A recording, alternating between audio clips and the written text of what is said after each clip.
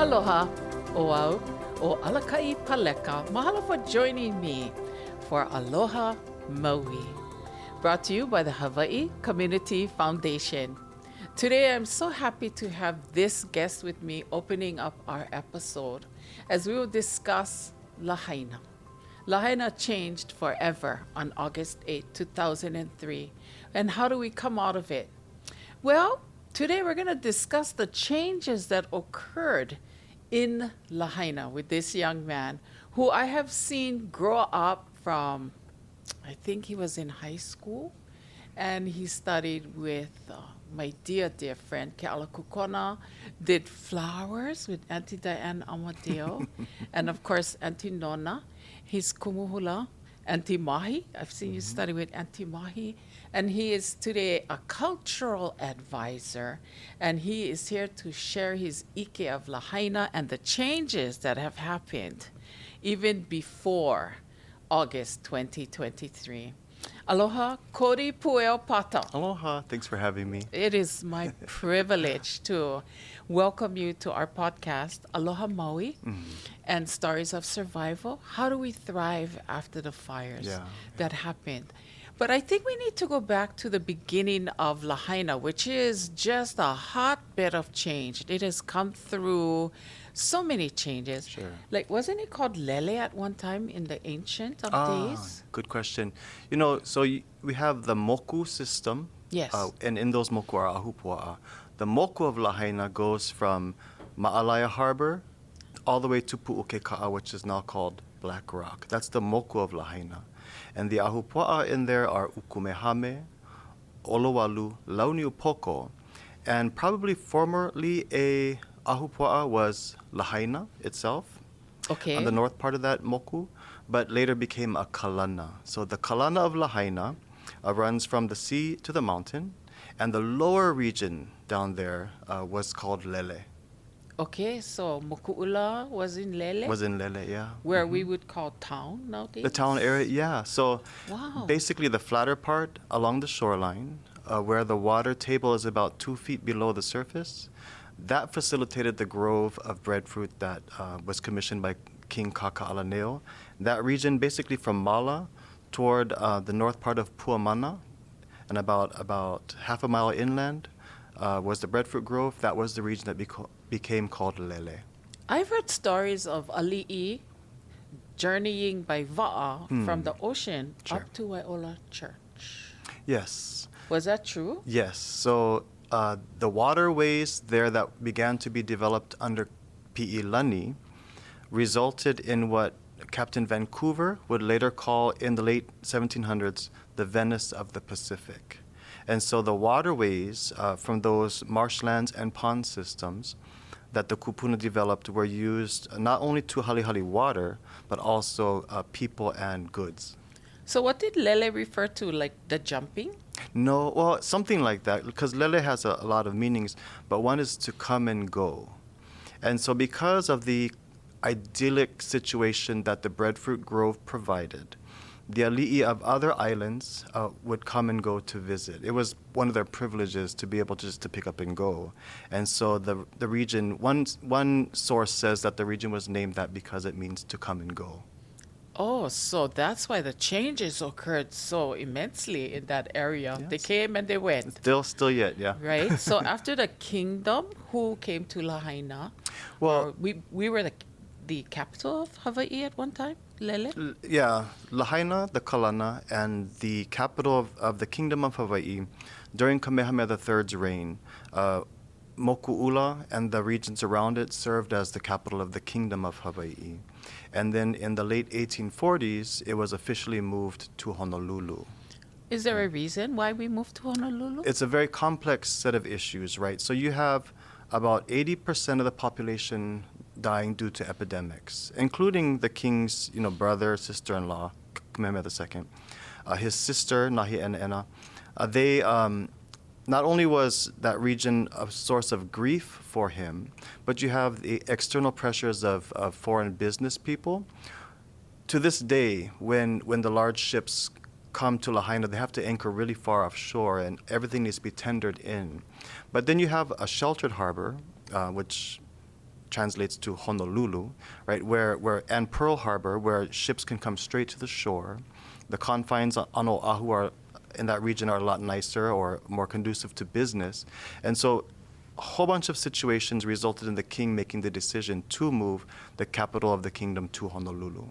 You have no idea how I could just listen to you forever. Oh, no pressure. Like, no pressure. like what an awesome explaining. Oh, good. Thank you. My pleasure. And that was very brief and to the point. Thank Okay, you good. so much, babes. So, okay, the capital moved to Honolulu. Mm-hmm. And so what happened to Lahaina after that? Because people are still lele. Yeah, it was still a center of commerce for Maui. But, I'm thinking Lele was a place where the ali'i wanted to come and go, right? But it wasn't always that. It wasn't always called Lele. You have I mentioned the moku system. And how did the moku system even come into existence? But you have like innovators amongst ali'i nui or mo'i, like Maili Kukahi on Oahu. When he began to split Oahu into the moku, the other kingdoms around the island chain followed suit. So in the 1500s, depending on when people say Kaka'alaneo actually lived, when he was still alive, around the 1500s, his surveyor, Kalaiha Ohia, instituted the system where the moku of Maui were cut, were delineated. Once that was done, you have ways to better manage the lands. And so it's up to that surveyor, the Kuhi Pueo, to say the potential of this place can be this, and then plans are instituted on how to make that system to become as productive as possible. So during the 1500s, Kaka'alaneo, whose residence was in the village of Keka'a, which is kind of where the Sheraton in Ka'anapali is, the Ka'anapali region is now, he commissioned the planting of the breadfruit grove across what became the Lele region. So basically from the Mala region to what's now the Puamana region. That region is arid and dry, right? It's, like Kihei is today. Yes. There are seasonal marshlands there.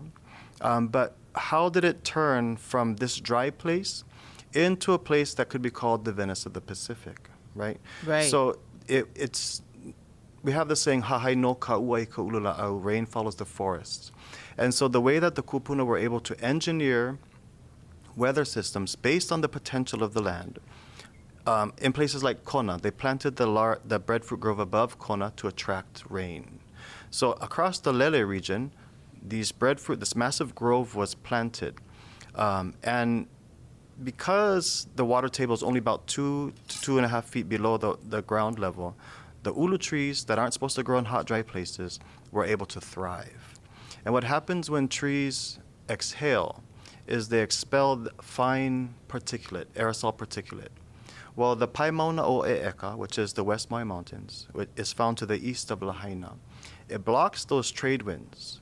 So you have this grove down here, this particulate rises. As the trade winds blow this way, a countercurrent takes the particulate up to the mountains. And so around that particulate, the humid air and the change in temperature allows water to condense around those molecules and thickens the clouds up there. And all across that region are cloud forests. They're adapted to pull water out of the air into the ground. Then you have the rain clouds below that now are also thickened because of this aerosol particulate, which after planting, only one generation, enabled the streams of Kauaula and the Kahoma Kanaha stream system to pump with water. So that from barely flowing or intermittent flow to year-round flow, that was established in only one generation. And we know one generation because Kaka'alaneo's daughter, her name was Wao, kind of means forested region, right? She commissioned the first ditch from the Kahoma stream to extend out across the alluvial plain under what's now the Lahaina Luna High School. And so because of the amount of water in that stream system, she had that ditch commissioned, and then they were able to construct lo'i from basically that region all the way down to the shoreline into Lahaina. One generation after that, Pi'ilani had the ditch from Kauaula commissioned, extended towards Awaiawau, and the Lo'i systems extended basically down to the shoreline, right? So Lo'i hold water, but they're not watertight. This alluvial plain does absorb water. So you have this massive ground that's now being flooded a very organized manner, right? Yes. In water, also recharging the aquifer below that, which allowed the springs that feed the marshlands below to become year-round, right? And now you have all these marshy areas that are not challenges to the kupuna. They are now turned into assets because of the ponds, pond systems and auwai that were constructed down there, including mokuhinia, and that was instituted in the reign of Pi'ilani. This brings a whole new meaning when we sing Ika Malu Ulu Exactly Lele that. in the shade. Yeah, of the breadfruit grove of Lele. So that Right. saying has never left the mouths of people in Hawaii, Never. Native Hawaiians, from the 1500s when that grove was planted until today, right? Because that's the first line of Lahaina Luna's alma mater, right? Right? Oh my goodness, Lahaina, Yeah. a place of But change. the change, then what happened to all this water, right? What happened? Because I was told I could ride a canoe from the ocean Yeah. up to Wai'ola Church. Yes, I don't yeah. see that waterway No, today. well, I think it's called Pahu Manamana. It's now flowing once again. It's filled with water. If you see some of Ke'aumoku's Kapu's posts, it has water in it. But that entire system began to suffer. So you have like the gold rush happening in California, and to feed the gold rush, people in Hawaii who now have private land because of the Mahele 1848 to 1853, they begin to feed the gold rush with the produce that they're growing on their privatized lands.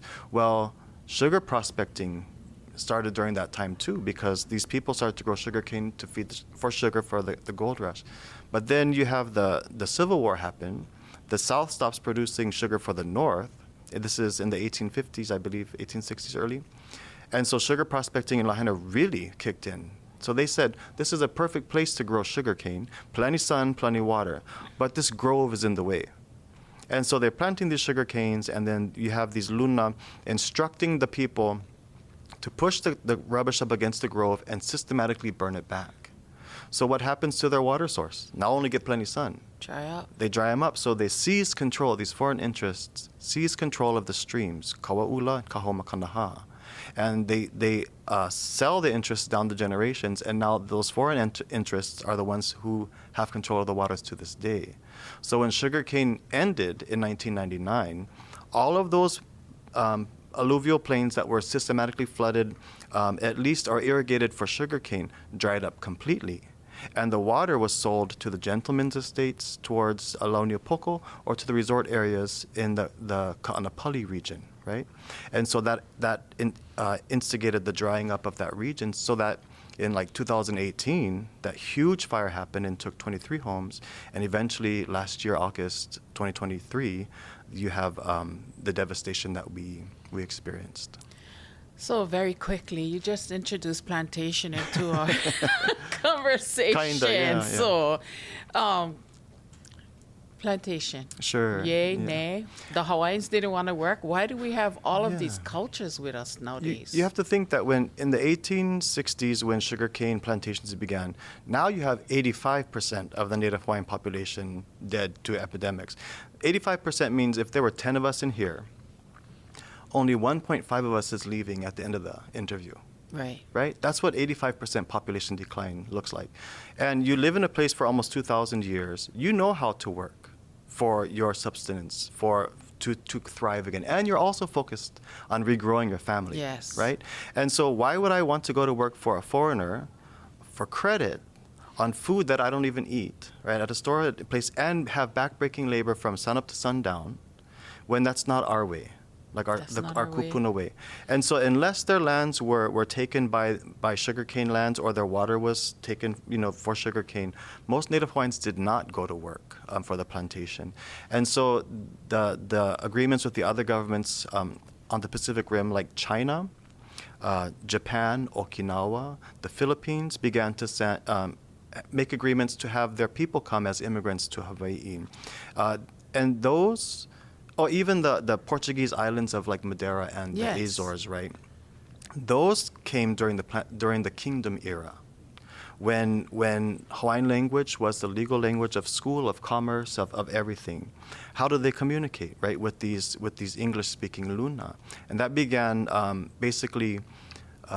Communication means you have a relationship now with people. Yes. So now they're beginning to blend and form the foundations of what would become local culture, local with a capital L. In the early 1900s, during the territory years, Puerto Ricans and Koreans also came, right? Yes. And so they're using this form of communication based on Hawaiian grammar, Hawaiian intonation, along with words and structures from these other languages.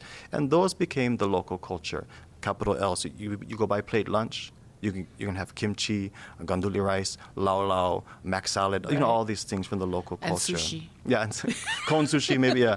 Yeah, so that's local, but they came because of the reduction in population due to epidemics, and also because the unwillingness for most Native Hawaiians to work for foreigners. Mahalo.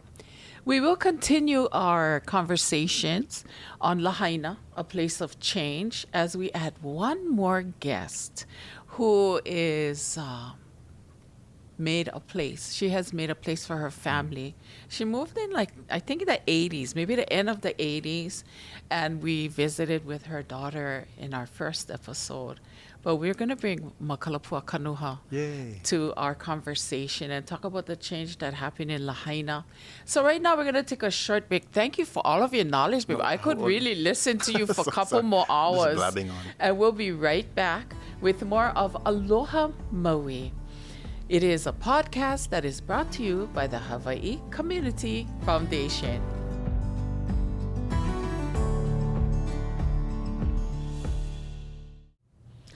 Aloha and welcome back to Aloha Maui, the podcast. We are so excited that we get to bring stories of survival and history to you via this podcast that is brought to you by Hawaii Community Foundation. I'm Alakai, and in this first section, we were talking story with Kumu. And babes, you could be a science teacher at this point. I want to do a whole project on alluvial. But thank you for your explanations. But joining us is cultural advisor, entertainer extraordinaire. She's been a luau hostess. And I think yesterday we were speaking about, because you had at one time 5 children in Lahaina? Maybe 6? Yeah? Children, yes. Yes? In your hale. In my hale. And what we did discuss is how you used to drive chalk for a pineapple and then unfurl the hair that was usually in a braid. Yes. And put on the eyelashes and go work at the Royal Lahaina Luau as an MC. Somebody in my house must have shared that story with you. Right? That's what we do. That's what we used to do in the 80s, right? Yes, absolutely. We welcome now cultural advisor to many properties. And I hear you back at the Royal Lahaina. I am. I am still there since the fire, though. Yeah. We just pivot. We do. Because it's necessary. So I haven't been back to the Royal since almost coming up on a year. Okay. And thank you to them that, there's a lot of understanding. And, they've been very instrumental in supporting and helping our community as well. So, nice.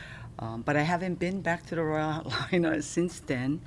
But you are a culture advisor. Yeah. You are for many different properties. And if you ever need a seminar on intentional parenting, that's your girl. So in previous discussion, we were talking to Pueo, Kumu Pueo, about Lahaina and it's being a place of change. And I think what we came upon is, the community does this and then it seems like we go a little bit too much this way, so we got to correct and go this way. Yeah. It's a balance of things. So I think we stopped in plantation era. Yeah. So we have all these people here. So how do they make a living? Tourism? Yep. Yes. That was Yay proposed. or nay, tourism? Yay for great management of tourism industry, I think. That's a great statement. Tourism, yay, if there is a great management Yeah. of tourism. Yes. If it's extractive, nay. If it contributes more than it consumes, yay. Okay, Balance. as people that were employed in the entertainment area of tourism, yay, nay? Entertainment, that would like really draw the people Yes. to Hawaii, but then it's our responsibility. I would always say that as a Kanaka, to educate them. And I'm not only talking about the tourists. So it's the corporate companies who bring these tourists to our home, because I believe that people want to do the right thing, but if they don't know what the right thing is, they'll continue on to do what is not culturally correct. So we as culture advisors, if we are not present, then we are absent. If we are absent, the voice of our kupuna is also absent. So it is very critical that we are there to help navigate that canoe. So my years in the so-called ho'okipa industry, I like to say. Yes, That's the yes, hospitality hospitality. industry.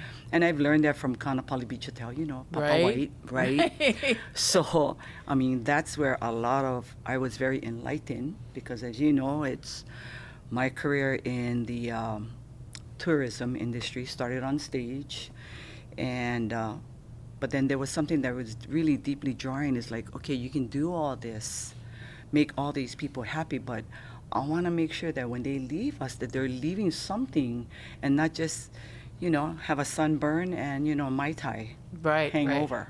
Yeah, that's not what, and that's my own personal opinion. So that's why I went on a mission, because, when in the hotels, when they start, things go a little not producing revenue, the first thing would go is culture. Yes. In my mind, I'm like, why? This is Hawaii.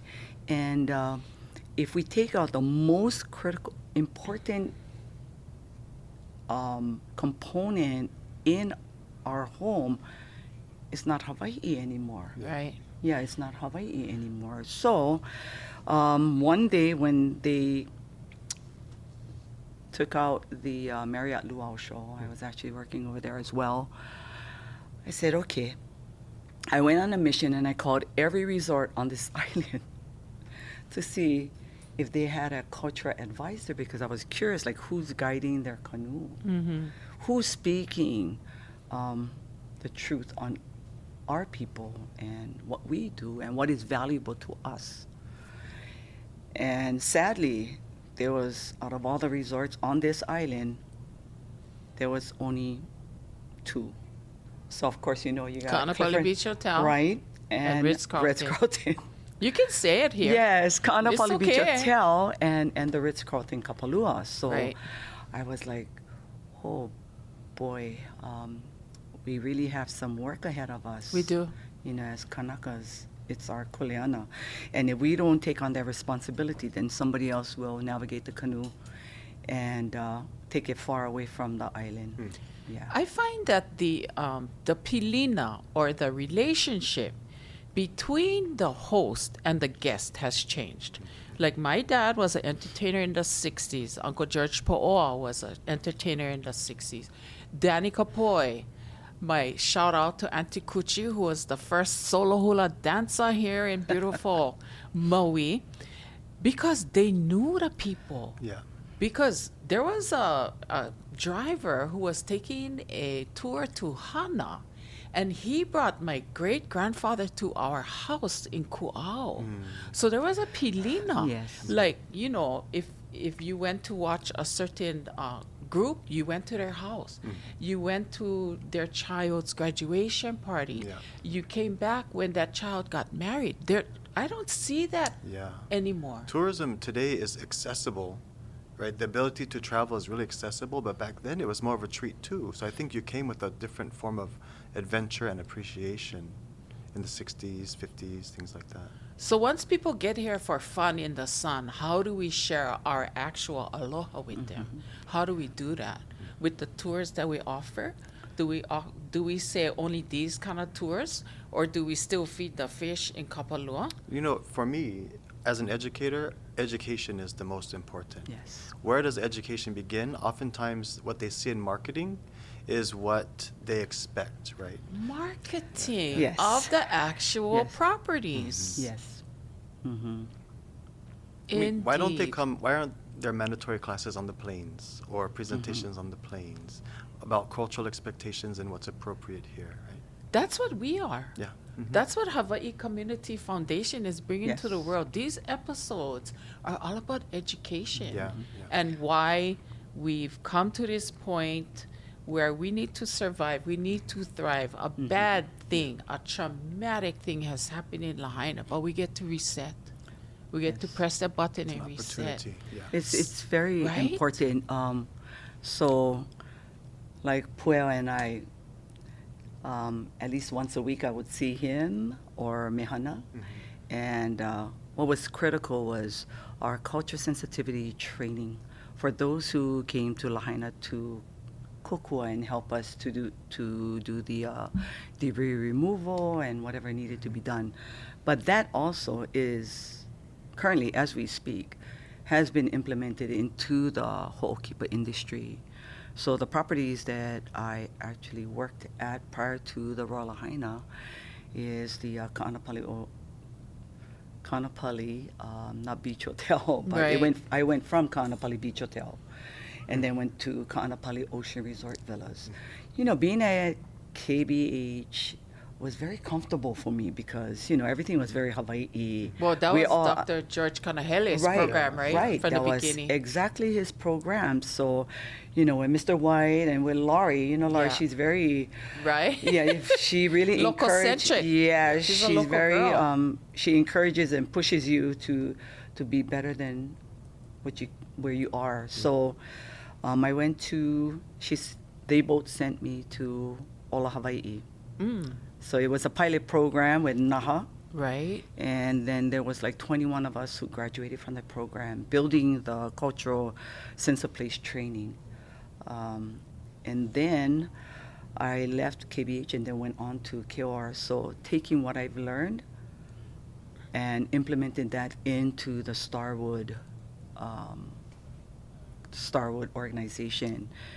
And that was with KOR and And you went to Sheraton. Nanea too, right? Yes. So prior to Nanea, it wasn't even built yet. So it was like several years.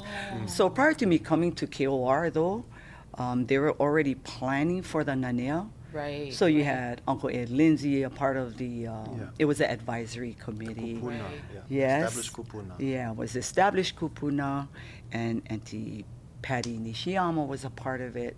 So, and Peter Apo. So when I came on board, I was just given this book and having that opportunity to teach, to train, to be sent to corporate in Right. Florida to train them before Nanea was even built, and even training all the salespeople, about the culture sense of place, and to help guide them. And having the support from the CEO of Starwood, he said nobody works until they get trained. Right. So You were nobody speaking of works that. until they get trained Right. and go to the culture sense of place training with Makalapua. So it's not me, but then I brought other people in to Right, help to right. do the push. And then from there, Nanea was established. And so I built the cultural department.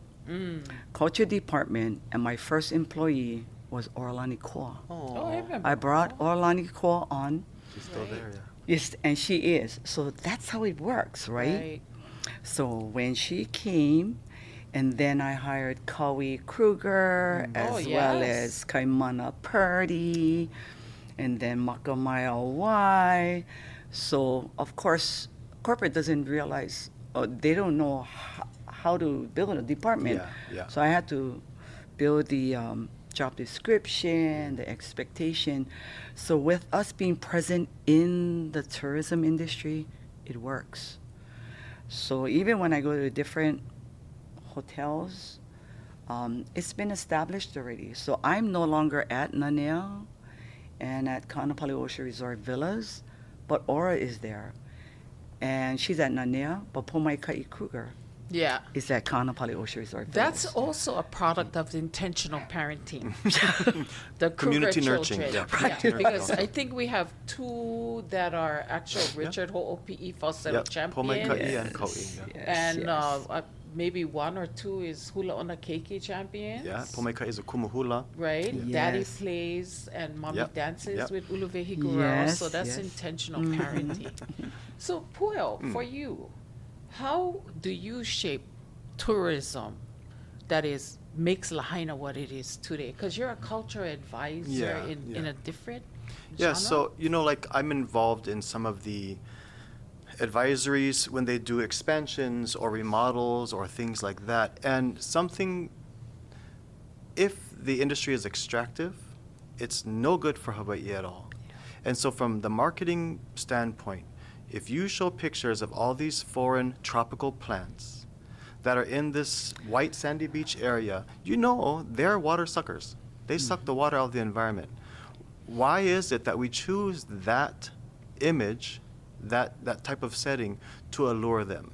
Why isn't what we have lava, right? They're trying to create something artificial, overlay it here, and then we sell that as Hawaii. When all that's doing, from environmental degradation to the type of people that come here, it only extracts from us and does not contribute. Yeah. That is such a subtle rip. I got it. Whoever chose the plants, Yeah, I mean, not just that, but the type of architecture there. Now they're doing great types of recycling or reusing of rubbish. But if you have 167,000 people on Maui Right. and over 2 million visitors coming here, who is filling our landfills? Who is driving on our roads, right? And yet we have Right. to pay for the maintenance of all these things. And so, how do we turn that into something that's contributive as opposed to simply extractive? Inside I'm incited, but I'm behaving because you're speaking. We go then, You like me pilau. Speaking so eloquently.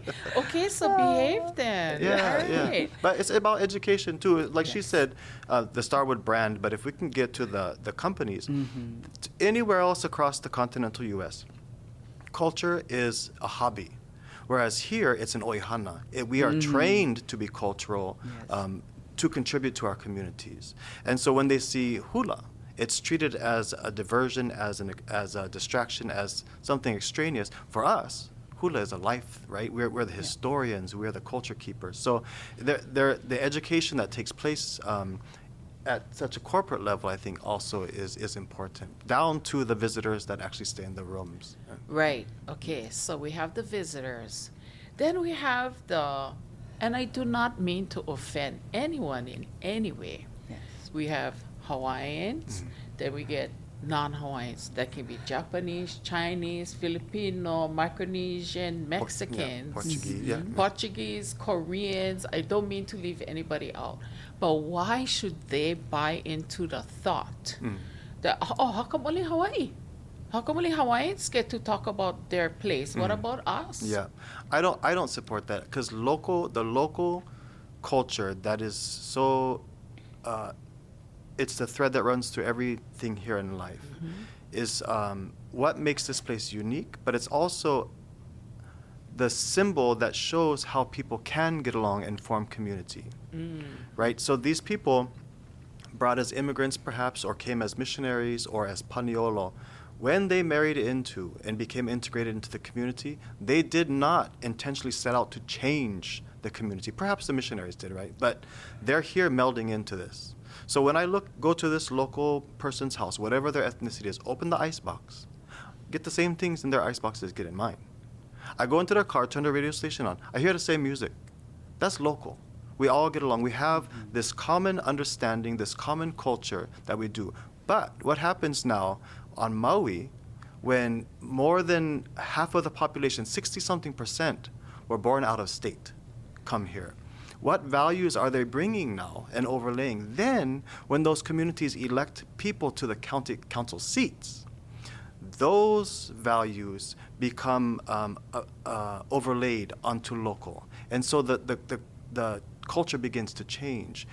But if you come here for Hawaii, it's founded on Hawaiian culture, but perpetuated through local culture, local capital L. I've never heard capital L, little L. Is this a new thing out of Maui? No Yes, Hawaii, yes, it babes? is. We have to distinguish, right? Because Yes. you might have somebody that works, along Front Street, and they came here 3 years ago, and they're not from these foundational communities here in Hawaii, but they call themselves local. But you go in their icebox, get whatever, patchouli or whatever they're going to use. Hummus. Hummus and all that kind of stuff. Love hummus. But, Right. But, But they don't with want nothing. taro chips. Yeah. So what? And then they're able to claim local because they are localized here. But if they're not living in a local style, capital L local style, or melding into it. You look at their Facebook friends, if I only get one person in common, I need to have 17, 18, 20,000 in common with these people. Right. That's local. That's part of the community. So are you living as part of the community or apart from the community? Living here. Oh, boy. Right? And so if you're a part of the community, that's when you begin to meld into capital L local lifestyle. So what was that? Are you a part of the community or living as apart from the community? Apart from the community. Yeah, apart. Yeah. This is now my doctorate thesis. Are you living A part or apart? as a part of the community, or are you living apart from the community? Yeah. Babes, you are a kumu, babes. Thank you That's right. so much. I'm Alakai Paleka, and we're going to take a little bit of a break from Aloha Maui, our podcast. But today is such driving conversations. Makalapua, Kanuha, Kumu Pueo Pata. Short break, and we shall return with Aloha Maui, brought to you by Hawaii Community Foundation.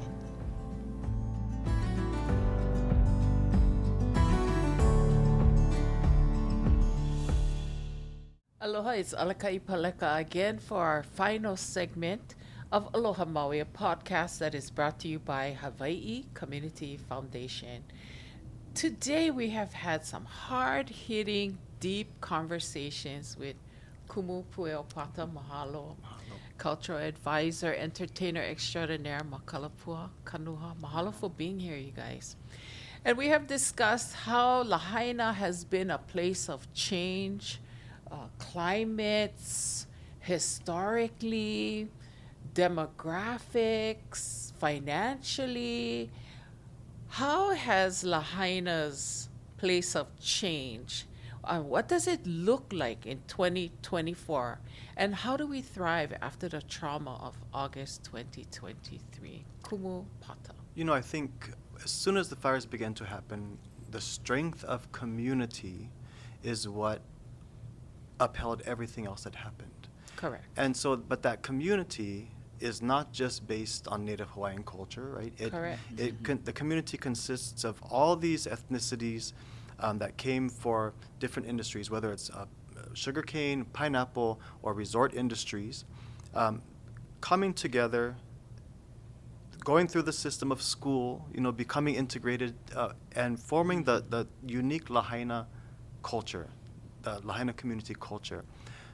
Those are the ones that I think will drive forward, that need to drive forward what takes place in Lahaina from here on out. Right? Oftentimes people were making choices for the community, things that didn't necessarily appeal to the community, that ultimately led to the destruction of the community or the damaging of the community. So that's the community that will drive everything forward. And it's through that sense of community too, right? That they've developed over this. And now they have more commonalities through this disaster that they've all gone through. I'd personally like to thank Benny, who put my cousin, who was on a walker, into the water. Noni put her into the water, and her lovely daughter Lani, where they stayed for 8 hours, but they are alive and well today. Yeah. Mahalo Benny, who's not Hawaiian, but he was there. Yeah. It is a strong sense of community in Lahaina. Makalapua, you've raised your family to be the caring members of this community, sis. Mahalo. Thank you. And a lot of these teachings, like what Kumu is talking about, we live in such a diverse community today. Yes, you do. In Yes. in Lahaina, but many of our community members, like some have just arrived, some came 20 years ago, 30 years, 50 years ago. But I believe it's the teachings of our kupuna, of what ohana means, of what kaya ulu is. We contribute. Same thing, we're going to have a dinner. Show up without your meal. Right. Because then everyone is complete. You come, you bring rice, macaroni salad, you bring sushi. Right. You bring adobo. And then if you get leftover, here, take some food home, take food home. That's ohana. Yeah. Nobody is. is left without. So I believe in our community today, that is what dwells within everybody's home. And it just, that's the Lahaina community that we Yeah. have today. It is, it is. And I don't want to just say Lahaina. I only say Lahaina because that's where I live. That's the focus. Right, that's the focus. But always be nice because your mo'opuna going to end up marrying that person. We always say Kumu that. always says that in his You training. guys fight. Your daughter will marry his son. Yeah. Right. Yeah. Yeah, we only get one target, one Costco Maui. Yeah, so we'll see over Right. there. But like, how does it manifest? How does this sense manifest in what's taking place now? Is the federal government? So Makalapua and I both work as contractors for federal agencies, and so they come in, and it's not like a disaster zone in California or New Orleans or something like that. Here, it's such diversity that's we support each other, and so each site has to basically have a cultural monitor on site. Okay. Right, and so Ke'emoku Kapu folks run Na'e Kanio Maui. They place these cultural monitors in these different recovery zones or debris removal zones. What that means is, are there Native Hawaiians in there? Yes, but there's actually representatives of all ethnicities in the Lahaina community, so that if now they're addressing this particular property that once belonged that belongs to this maybe Visayan family. Okay. One of the cultural monitors will be there who speaks Visayan or is related. They'll say, this is Auntie so-and-so's house. Over there, I remember she had her small Catholic shrine. Or over here, she had this type of tree that was important for them. So they help to inform how people interact in the space. They support the archaeologists there who might come across something, underneath this modern cultural site. And they also help the contractors who are there for debris removal. And so the tightness of the community is reflected in the cultural monitors, who then inform everybody how to interact in any given space in the debris removal zones.